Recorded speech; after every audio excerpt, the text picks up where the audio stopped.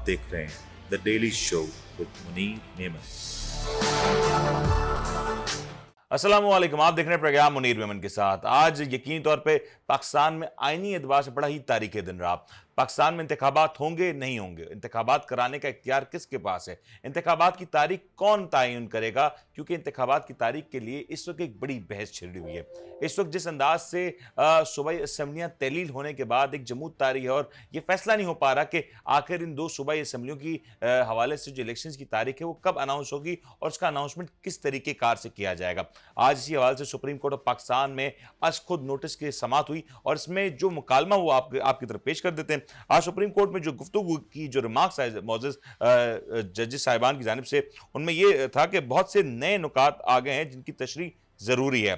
Case की तफसीली समाअत पीर को करेंगे।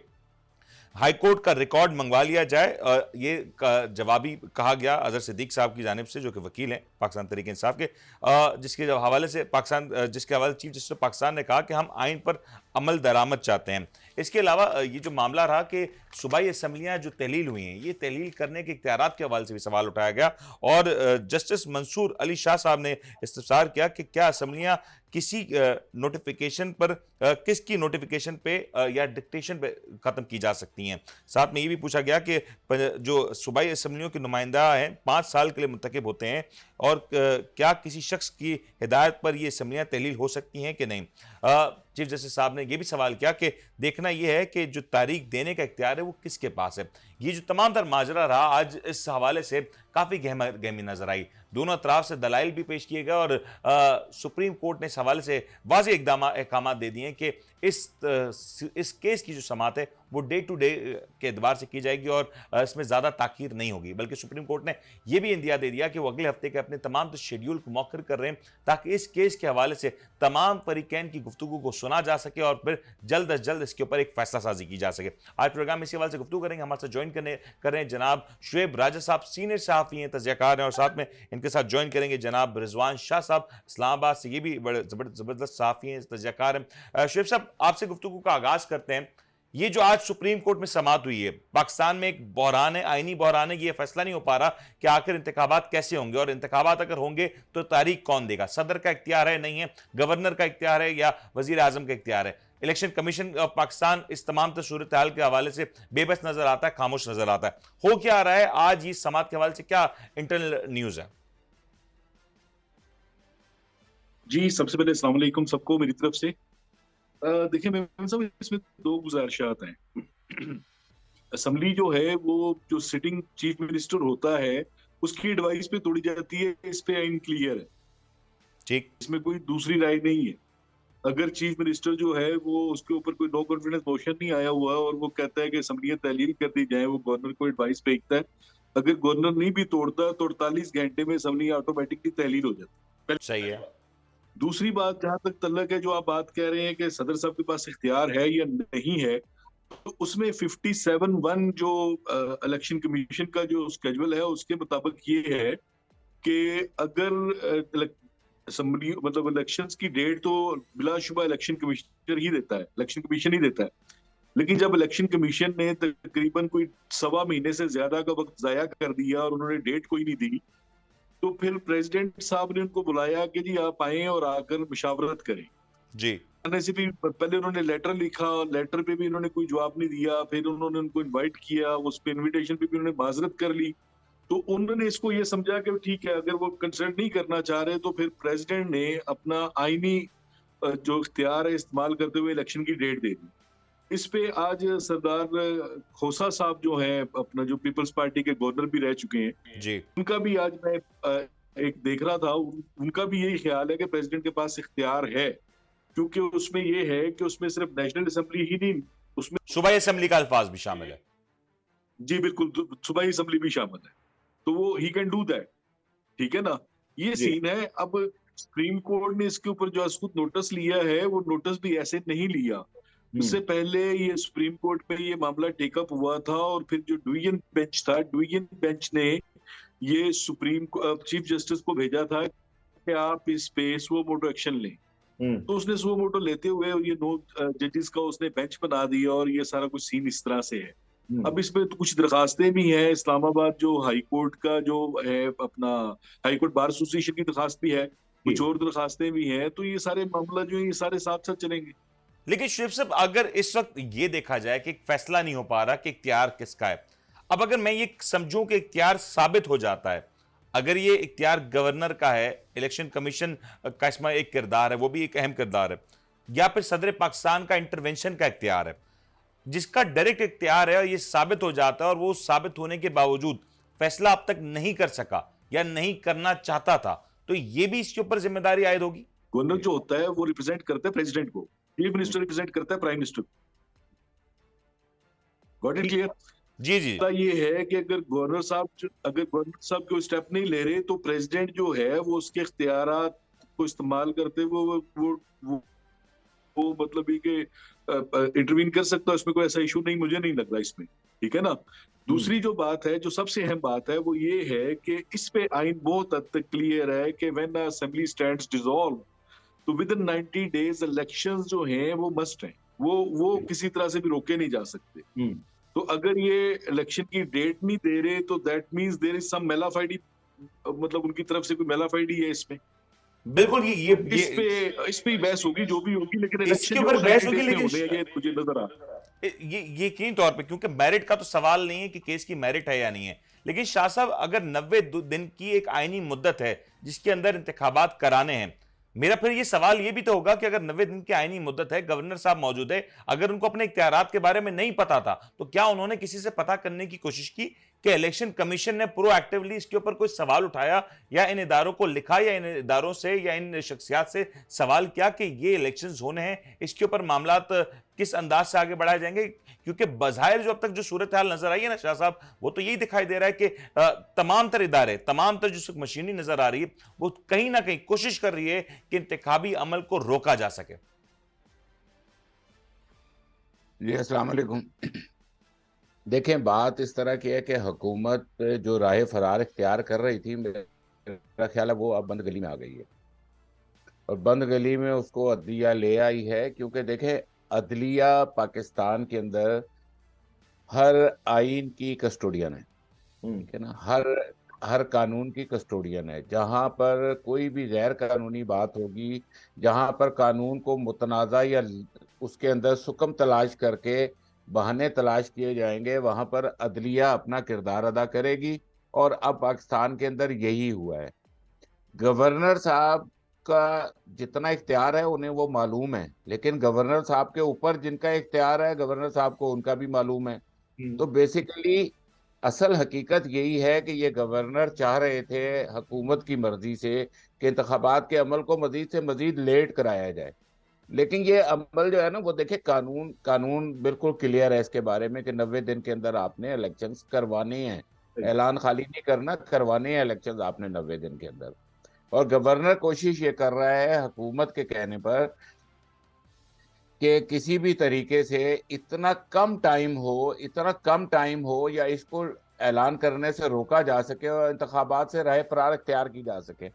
लेकिन मेरा ये ख्याल है कि जो आपने सवाल किया है कि गवर्नर का क्या इख्तियार है और अदलिया का क्या इख्तियार है, तो अदलिया का सर सबसे बाला इख्तियार है। अदलिया किसी भी चीज को, किसी भी कानून के बारे में डिफाइन करके एक वर्डिक्ट दे सकती है।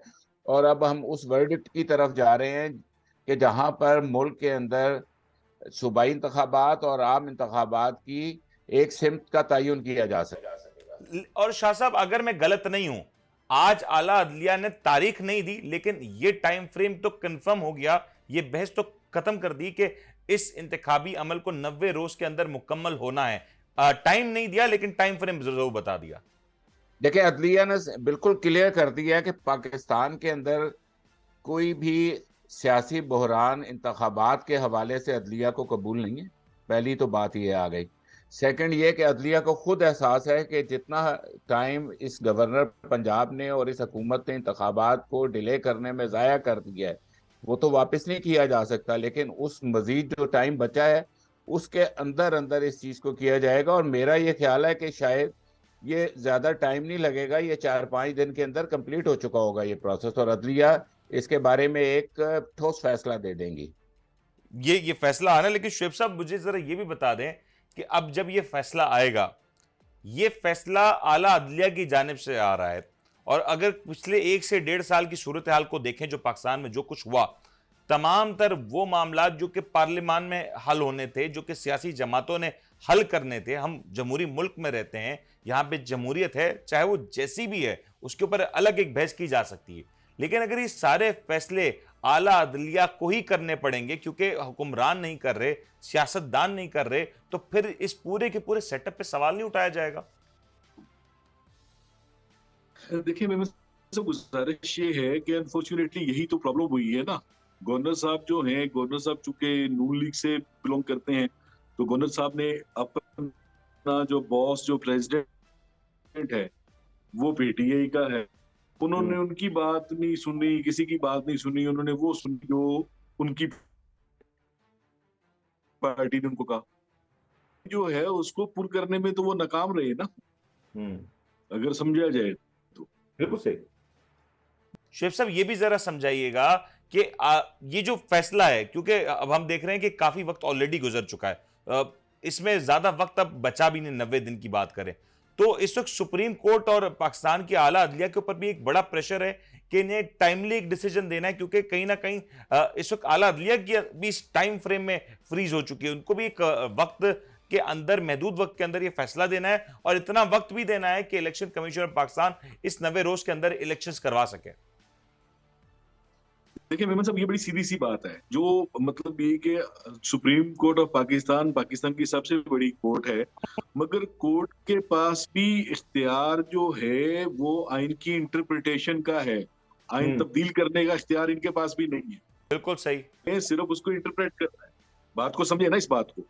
आइन ये कहता है कि इलेक्शन 90 डेज में होना है तो वो होना है। अगर आप उसको किसी तरह से भी करोगे तो दैट मीन्स के आप आइन को तोड़ रहे हो, आप ब्रेक कर रहे हो, और जो ब्रेक करेगा उसके ऊपर आर्टिकल। लेकिन शुएब साहब, जो आइन की तशरीह का मामला है, शुएब साहब जो आइन की तशरीह का मामला है, जो आज चीफ जस्टिस साहिबान, चीफ जस्टिस ऑफ पाकिस्तान ने कहा भी कि बहुत से आइनी नुकात हैं, नए नुकात हैं जिनकी तशरीह जरूरी है, ये गालिबन उन्हीं मामलात की तशरीह के ऊपर बात हो रही है ना, क्योंकि आज जो पाकिस्तान में आइनी बहरान है, तारीख में इस तरह का आइनी बहरान हमें नजर नहीं आता। नहीं, बड़ी मर्तबा पहले भी है, ये कोई नई बात नहीं है। तो दूसरी बात जो मैं कहना चाह रहा था वो ये है, देखें भाई साहब, बात ये है, वो जो आर्टिकल जो इलेक्शन से रिलेटेड जो आर्टिकल है, आप उसको पढ़ लें, हाँ, क्लियर है, और उसमें कोई उभाम नहीं है किसी किस्म का, उसकी तशरीह की जरूरत नहीं है। इलेक्शन 90 डेज में होने हैं तो 90 डेज में होने हैं। और आर्टिकल 224 इस हवाले से बड़ा क्लियर है जी। आर्टिकल 224 इस हवाले से बड़ा क्लियर है कि इंतखाबात 90 रोज की आईनी मुद्दत में ही होने हैं। करनी है वो, शायद वो जो दूसरी तीसरी जो बातें हैं उनको वो देखेंगे, मगर इलेक्शन 90 डेज में होने हैं। उसके अलावा मतलब अगर उसको करेंगे तो हम इस वक्त तो बिल्कुल भी हम उसको अफोर्ड नहीं कर पा रहे, अगर समझे तो। ये बड़ा अहम मामला है। नजरिए जरूरत तो नहीं, नजरिए जरूरत की तो गुंजाइश ही नहीं है। यही मैं पूछना भी चाह रहा था शाह साहब, नजरिया जरूरत, शुएब साहब ने बिल्कुल सही कहा कि नजरिया जरूरत पाकिस्तान में तारीख में भरा पड़ा है सर। माजी में बड़े सारे ऐसे फैसले हुए जो शायद जिनके ऊपर तनकीद की जा सकती है, बात की जा सकती है, डिसएग्री भी किया जा सकता है एट सम पॉइंट।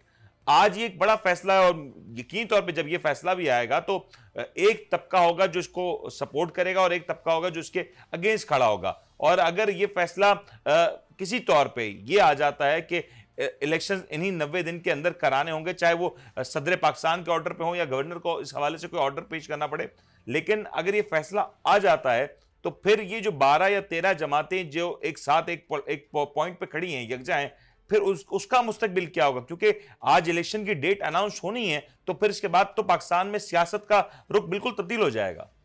क्या हुआ और क्या क्या नहीं हुआ, बड़े मुख्तसर कभी हम बहगे के अंदर इलेक्शन होने हैं, इसमें तो कोई फैसला ही नहीं है। अब वो किस तरह होने हैं वो मेरा ख्याल है अब अदालत उसका तयन करेगी, क्योंकि जो जिम्मेदारान थे, गवर्नर पंजाब या ये हुकूमत, वो फैसला कर नहीं सके उस मुद्दत के अंदर, और अब ये फैसला अब अदालत ने मेरे हिसाब से करना है। और शाह साहब, क्या कोई तरीकेकार है कि शाह साहब इस वक्त तक जो सिचुएशन उसमें कोई तरीकेकार नजर आ रहा है कि क्या मुमकिन होगा कि 90 रोज की आईनी मुद्दत से ये सूरत हाल एक्सटेंड कर जाए, गवर्नर इस्तीफा दे दे, इस तरह का कोई मामला? सर मुझे नहीं लग रहा, क्योंकि जब अदलिया में बात आ गई है तो अदलिया ने फॉलो करना है उस लाइन को, जिस लाइन के अंदर ये बिल्कुल क्लियर है आइन की कि 90 दिन के अंदर इंतखाबात का इनकाद होना है। उससे आगे कोई चीज नहीं है। उसको तो वो तो एक बॉटम लाइन है, वो तो एक बिल्कुल आप समझे कि लकीर खींची हुई है, उसी लकीर के ऊपर फैसला होना है। शेख साहब, एनी पॉसिबिलिटीज कि इसको एक्सटेंड किया जा सकता है? क्या गवर्नर के इस्तीफे के बाद या अगर कुछ तरह की सिचुएशन डेवलप होती है तो फिर ये पॉसिबल होगा कि इसको 90 डेज के ज्यादा से आगे एक्सटेंड किया जा सके? नहीं सर, ऐसा कोई सीन नहीं है। ऐसा सीन सिर्फ दो ही सूरतों में हो सकता है। खुदा ना खास्ता मुल्क में मार्शल लॉ लग जाए और आइन सस्पेंड हो जाए, ठीक है, और दूसरा जो है वो नजरिए जरूरत आ जाए। तीसरी बात कोई नहीं है।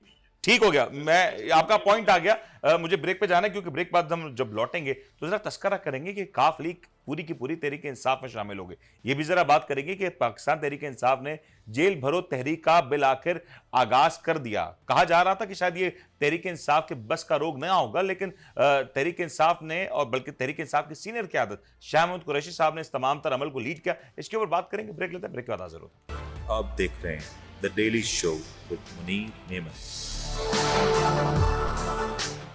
आप देख रहे हैं the daily show with Munir नेमत।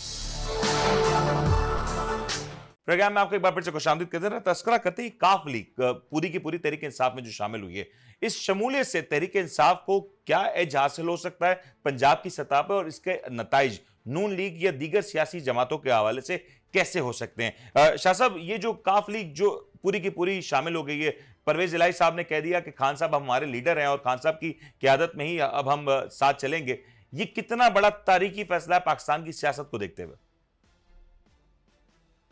देखें, ये आगे आने वाले इंतखाबात के अंदर आपको अब ये चीज़ नज़र आ रही है कि खान साहब ने जिनसे सियासी इत्तेहाद किए थे, वो अब सियासी इत्तेहाद की पंजाब में उनको ज़रूरत नहीं पड़ने लगी, क्योंकि अब खुद परवेज इलाही और उनके सारे साथी और मोनस इलाही ये सब तहरीक इंसाफ में शामिल हो चुके हैं।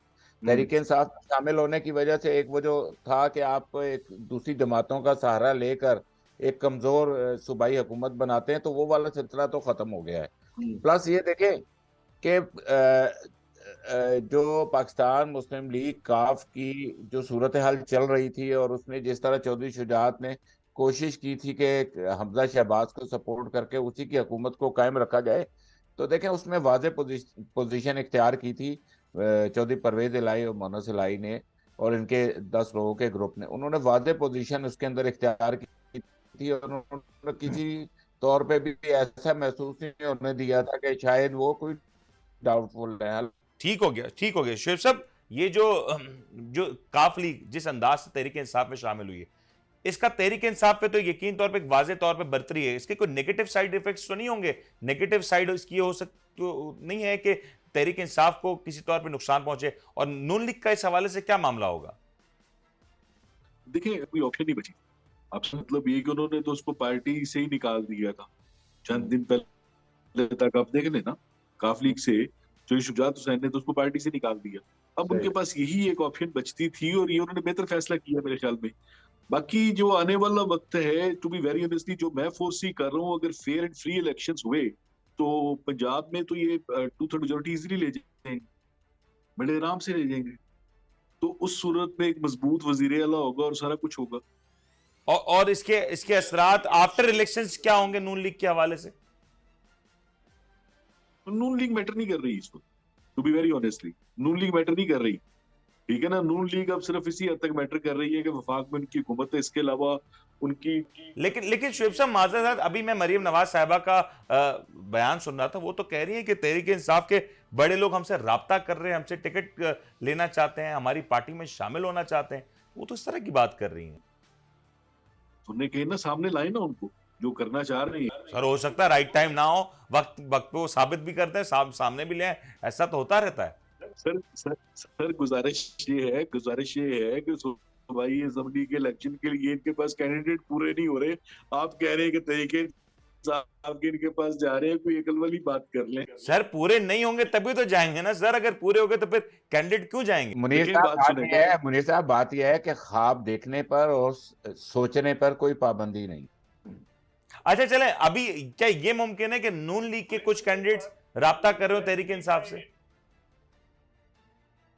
मैं सर एक गुजारिश करना चाहूंगा। आज मैं तकरीबन कोई 2 महीने के बाद लाहौर आया हूँ। इस वक्त मैं लाहौर में हूँ। लाहौर मेरा मतलब ये शहर है। Was born and raised in Lahore. मैं लाहौर आया हूँ 2-2.5 महीने के बाद, और आज मेरी जिन बंदों से भी बात हुई है ना, वो लोग जो नून लीग के जो डाई हार्ड थे, वो भी कहते थे लानत पहुंची ना थे। समझ आ रही है बात की? सर लेकिन देखें देखें, ये तो बयानात है ना इलेक्शन डे के ऊपर।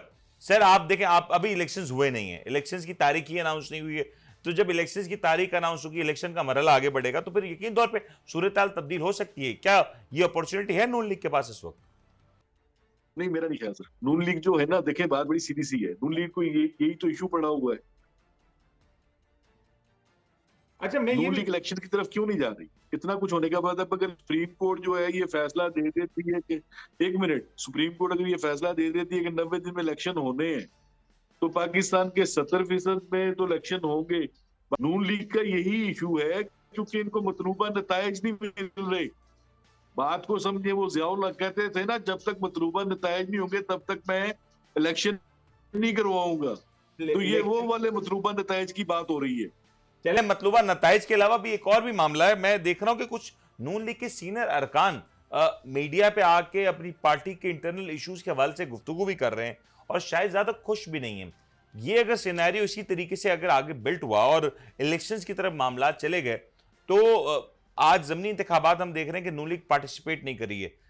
क्या बड़ी तादाद में, जिस तरह शेख साहब कह रहे हैं शाहजी, कि आम इंतखाबात जब होंगे पंजाब और केपीके के, तब भी नून लीग के लिए कैंडिडेट्स का एक मसला बन सकता है?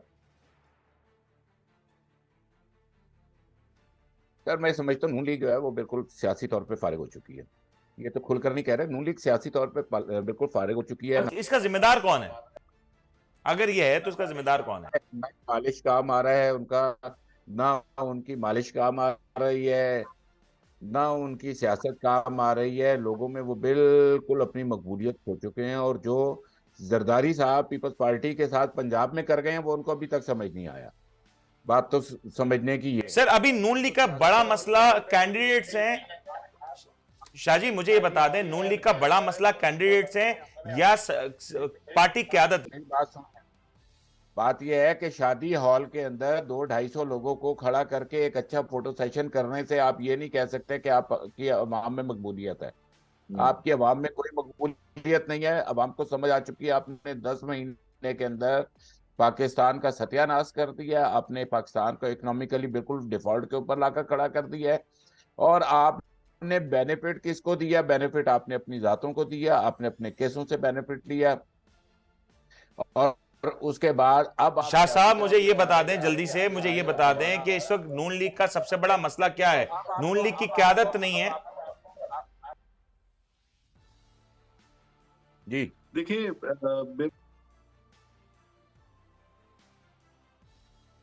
जी जी जी जी शेख साहब, मैं एक बात कहना चाहूंगा। बात को जरा गौर से सुनिएगा। गुजारिश ये है कि अब ज़मीनी इंतखाबात हैं, मेजोरिटी जगहों पर इमरान खान साहब खुद लड़ रहे हैं। क्यों नहीं पीडीएम इतने स्ट्रॉन्ग है? तो अच्छी बात है ना, अगर ये सीटें जीत गए तो इनकी तो पोजीशन स्ट्रॉन्ग हो जाएगी कौमी असेंबली में। क्यों नहीं ला रहे अपने? क्यों बाइकआउट कर रहे हैं? ठीक, इसलिए बाइकआउट कर रहे हैं कि इनको पता है कि हमारे पल्ले कुछ नहीं बचा। सबसे बड़ी बात जो है, ये जो सबसे बड़ा जो इशू बना है ना, ये एटॉमिक वाला बना है। अगर आप जो है आप एटॉमिक को रोल बैक करेंगे तो आप इस कौम का कोई बंदा भी आपके साथ नहीं खड़ा होगा। ये तयशुदा बात है। शेख साहब ये आपका पॉइंट आ गया। साइड पे शेख साहब का पॉइंट आ गया। मुझे ब्रेक पे जाना है, लेकिन ब्रेक पे जाने से पहले एक सवाल छोड़े जाता हूं कि ये जो नून लीग का आज मौजूदा जो सबसे बड़ा मसला, क्या वो क़यादत का है? क्योंकि आज नून लीग 2 हिस्सों में तकसीम नजर आती है। कुछ लोग शहबाज शरीफ साहब को लीडर कह रहे हैं, कुछ लोग नवाज शरीफ साहब को लीडर कह रहे हैं, कुछ लोग हमजा को मुस्तकबिल का लीडर कह रहे हैं, कुछ लोग मरियम नवाज साहिबा को मुस्तकबिल का लीडर कह रहे हैं। ये एक बड़ा मसला, और क्योंकि इंटरनल मैटर्स भी हैं, इसके बात करूंगा। रिजवान साहब मैं ब्रेक ले रहा हूं, ब्रेक के बाद हाजिर होता हूं। आप देख रहे हैं the daily show with Munir Neman. आप देख रहे हैं the daily show with Munir Neman. Programme में आपको एक बार फिर से खुशामदीद कहते हैं। जरा तस्करा करते हैं कि ये जो जेल भरो तहरीक है, ये जेल भरो तहरीक का आगाज तो हुआ, लेकिन इस तहरीक के हवाले से काफी सारे सवालिया निशान थे, आज भी मौजूद हैं। उनको किस तरीके से जवाब दिया जाएगा, लेकिन उस सवाल से पहले, ब्रेक पे जाने से पहले एक सवाल मैंने छोड़ा था। वो सवाल का मैं चाहूंगा शुएब साहब आप जरूर जवाब दीजिएगा कि ये जो इस वक्त नून लीग का सबसे बड़ा मैटर है कि क्यादत किसके हाथ होगी, आज क्यादत कौन करेगा और आने वाले दिनों में क्यादत किसके हाथ होगी, ये एक बड़ा सवाल है जिसकी वजह से कारकुन इस वक्त बटे हुए नजर आते हैं। ये मामला नून लीग को कितना ज्यादा नुकसान पहुंचा रहा है इस वक्त? जी जी, मैं ये कर रहा था कि नून लीग को जो डैमेज होना था ना, बहुत ज्यादा डैमेज हो चुका है। अब आप देखें ना, इनका अपना शहर है लाहौर। लाहौर में अगर मरियम आती है और उसको रिसीव करने के लिए मतलब ये कि 20 चैनल्स पे करोड़ों रुपए के इश्तहारात लगा कर अगर ये 1.25 करोड़ की आबादी में से 5,000 बंदा नहीं निकाल सके, तो इससे आप अंदाजा लगा लें कि इसकी पोजीशन कहाँ पे आ गई। तो शुएब साहब, मुस्तकबिल में इन पार्टीज को लीड कौन करेगा? अगर मैं नून लीग की बात करूं तो यहां पे तो एक कॉन्सेप्ट है ना कि बड़े भाई के बाद छोटा भाई, छोटे के भाई के बाद उनकी औलादें। आज अगर मियां साहब या शहबाज शरीफ साहब को यह कह लिया जाए कि वक्ती तौर पर रिटायरमेंट ले लेते हैं, तो फिर इस पार्टी की क्यादत कौन करेगा? हमजा शहबाज करेंगे, मरीम नवाज करेंगी, या शहबाज शरीफ साहब के होते हुए मरीम नवाज साहबा ये क्यादत करेंगी? सर कोई भी करे, कोई फर्क नहीं पड़ने वाला। मेरी बात को समझें, इस बात को देखें। इन दोनों भाइयों में भी तो मसला चल रहा है ना। हमजा चाह रहा है मेरे बच्चे आगे हैं, नवाज शरीफ चाह रहा है कि मरियम आगे आए। और मरियम के आने से आप देखें शाहिद खान अब्बासी और जो उनकी लीडरशिप में बहुत सारे सवालात उठे हैं। तो आने वाले वक्त जो है वो इनके लिए और ज्यादा डैमेजिंग होगा। आप समझें इस बात को। ये जो है ना, और रही सही कसर जो है, अगर ये जो जो मैं जो फोर्सी कर रहा हूँ, अगर ये न्यूक्लियर देखें, उस सागदार साहब के एक बयान मैंने कहीं पे पढ़ा था, मुझे नहीं पता वो उनका था या नहीं था, मगर उन्होंने कहा जी कि हम न्यूक्लियर जो है उसको हम मतलब ये कि खत्म नहीं कर रहे, अब हम उसको गिरवी रख रहे हैं। सर गालिबन ये हो सकता है, इसके बारे में कुछ सदाकत नहीं, ऑफिशियल वर्जन नहीं, तो इसके ऊपर मैं ज्यादा गुफ्तगू नहीं कर सकूंगा। लेकिन शाह साहब, ये जो शुएब साहब गुफ्तगू फरमा रहे हैं नून लीग के हवाले से, कितना बड़ा डैमेजिंग है कि इस वक्त नून लीग के पास वो क़यादत नहीं है। आज मरीम नवाज साहिबा कहती हैं कि ये हुकूमत हमारी नहीं है क्योंकि हमारा लीडर नवाज शरीफ है, जब नवाज शरीफ वजीर आजम होगा हुकूमत तब हमारी होगी। आज कारकुनान में सवाल भी पाया जाता है कि वो किसकी तरफ देखें, शहबाज शरीफ की तरफ देखें, मरीम की तरफ देखें, या हमजा शहबाज की तरफ देखें? देखिए मुनीर साहब, बात यह है कि पाकिस्तान इस वक्त जो है ना वो आप ये समझ लें कि सियासी तौर पर लोग अब काफ़ी शऊर रखते हैं। लोगों को आप एक कीमे वाले नान पे या बिरयानी की एक प्लेट पे या 200 रुपए के रेलवे के टिकट के ऊपर आप लोगों से अब वो हिमायत हासिल नहीं कर सकते, क्योंकि यूथ है, यूथ आपसे सवाल करती है, यूथ अब हर चीज़ को बड़े परख के बात करती है और यूथ पस मंज़र को भी देखती है। अभी इनके अंदरूनी खलफशार का शिकार है ये पाकिस्तान मुस्लिम लीग नून। इसके अंदर वाज़ेह ग्रुपिंग नज़र आ रही है। कुछ लोग मरियम की सुपरमेसी को मानने से इनकार कर रहे हैं, जिसमें सीनियर शाहिद खाकान है, मिफ्ता इस्माइल है और दीगर काफ़ी सारे नाम अभी आपको आने वाले हैं मंजर के ऊपर। तो ये लोग उस सियासत को अब मान नहीं रहे और ये चाह रहे हैं कि कम अज कम जो बदनामी का दाग है वो उनके सरों पे, उनके मुंह पे वो दाग नजर ना आए। तो वो कोशिश कर रहे हैं कि अगले इंतखाबात से पहले पहले इख्तलाफात की एक फजा बनाकर अपनी सियासी कैरियर को वो बचा लें किसी तरीके। ये आपका पॉइंट आगे शाह साहब, ये पॉइंट आगे, लेकिन मुझे जरा अगली मामले के ऊपर भी जाना है। मुझे ये बताएं कि इस वक्त एक बड़ी बहस चढ़ी हुई थी कि जेल भरो तहरीक, तहरीक इंसाफ ने जेल भरो तहरीक का अनाउंसमेंट किया, फिर उसके रजिस्ट्रेशन का एक मरहला था वो हुआ, और आज भी सारी सूरत हाल के ऊपर काम हो रहा है। उस वक्त भी कहा जा रहा था कि शायद मुमकिन नहीं होगा, तहरीक इंसाफ के पास वो कारकुनान नहीं है, वो स्पिरिट नहीं है, वो मुश्किल सूरत हाल को फेस नहीं कर सकते। बिल आखिर जेल भरो तहरीक का आगाज हुआ, शाह महमूद कुरैशी साहब ने लीड करते हुए सबसे पहली गिरफ्तारी शाह महमूद कुरैशी साहब ने दी। लेकिन इससे पहले और आज भी राना सनाउल्लाह साहब के स्टेटमेंट सुने, अता ताड़र के स्टेटमेंट सुने, मरियम नवाज साहिबा, मरियम औरंगजेब साहिबा, ये तमाम तर जो नून लीग के जो स्पोक्स पर्सन के तौर पे रिप्रेजेंट करते हैं नून लीग को, उनके स्टेटमेंट्स को देखते हुए तो आज भी लग रहा है कि वो मुतमईन नहीं है कि गिरफ्तारियां हो सकती हैं, या ये कुछ लॉन्ग टर्म सिचुएशन है, इसके ऊपर कोई डेंट पड़ सकता है सियासी तौर पर।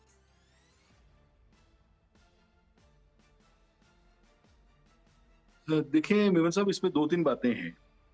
डेंट तो खैर पड़ेगा, ये तो पॉसिबल नहीं है कि डेंट नहीं पड़ेगा। और मतलब ये कि जो है पीटीआई के कारकुनान जो हैं वो बड़े वलवले से हैं। मगर इसमें मैं एक बात जरूर कहना चाहूंगा कि पीटीआई ने टाइम शायद गलत चूज किया है। उसकी वजह ये है कि ये मामला सुप्रीम कोर्ट में है। अगर ये इलेक्शन की डेट जो है ये फाइनल हो जाती है, फर्ज करें 9 अप्रैल ही फाइनल हो जाती है, इनके जो लीडर्स जो पकड़े गए हैं उनके ऊपर तो सबके ऊपर 3 एमपीओ के तहत उन्होंने अंदर कर दिया इनको 3-3 महीने के लिए।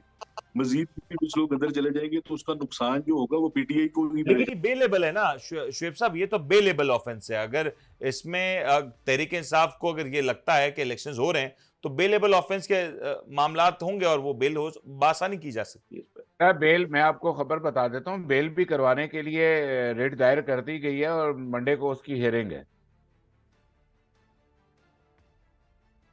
सर ये शुएब साहब जी, आप कुछ कहना चाहेंगे इस पे?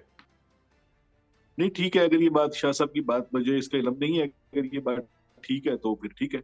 और इसका इसका असर कितना होने जा रहा है? जो बात कह रहे हैं ना, वो बात आपकी बिल्कुल सही है कि ये टाइमिंग इसकी थोड़ी सी गलत है और इसका थोड़ा सा अंदाज भी मुझे जो है ना वो ऐसे लगता है जिसके अंदर एक आम पब्लिक शायद जो है उतनी आसानी से ना हो सके। ये बात आपकी, ये पॉइंट जो आप कहना लेकिन लेकिन सर मेरा फिर एक सवाल यहाँ पे ये भी तो होगा ना आप दोनों से, बात से सर मेरे फिर एक सवाल ये भी तो होगा ना कि इस वक्त पुलिस की वहां पे लाहौर से वीडियोस आ रही हैं कि पुलिस एहलकार माइक्रोफोन पे आवाजें लगा रहे हैं कि कैदी वैन्स आई हैं, आप में से जो गिरफ्तारी देना चाहता है वो दे दे। ये मंजर भी थोड़ा सा अपनी नौयत का अलग है। शायद नून लीग की गवर्नमेंट भी कंफर्टेबल है कि ठीक है अगर गिरफ्तारी देना चाहते हैं तो इससे अच्छा मौका उनके पास क्या होगा।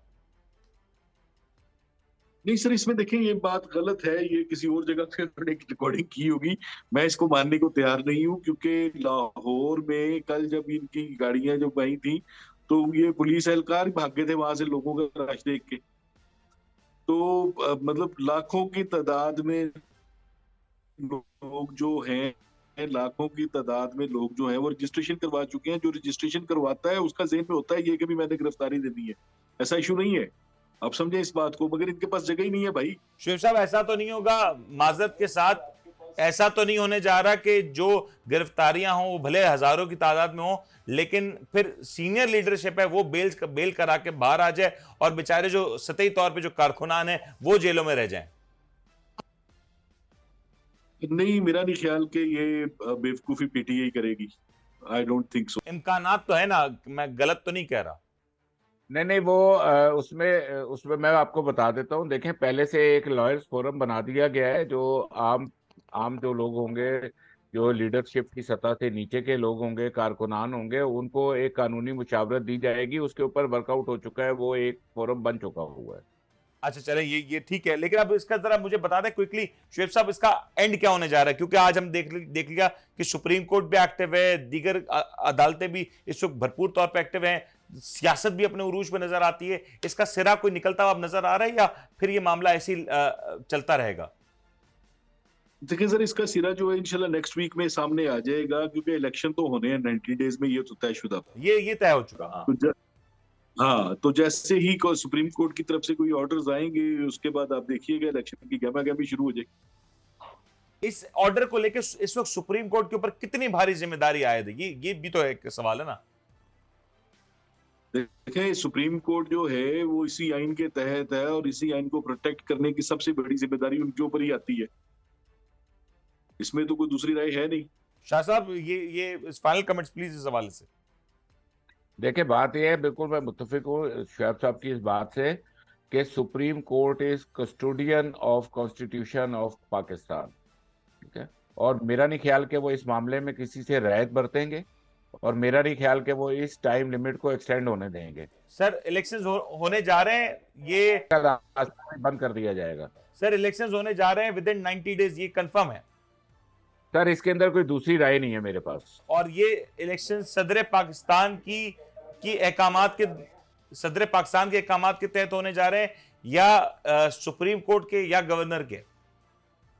देखिए, इसका फैसला बेहतर है कि सुप्रीम कोर्ट के फैसले तक इंतजार किया जाए इस सवाल का।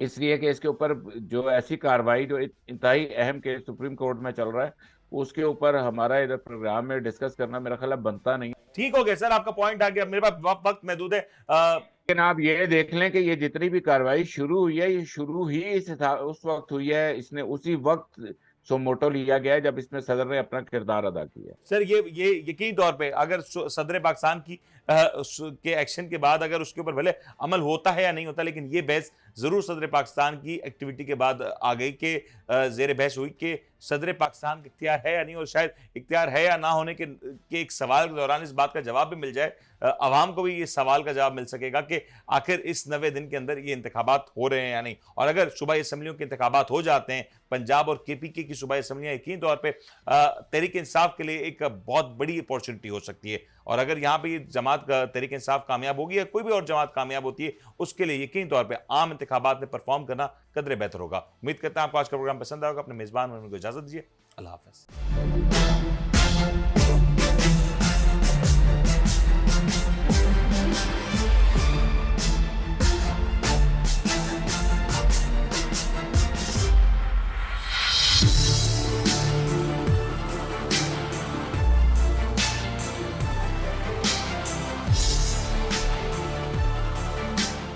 आप देख रहे हैं the daily show with Munir Memon.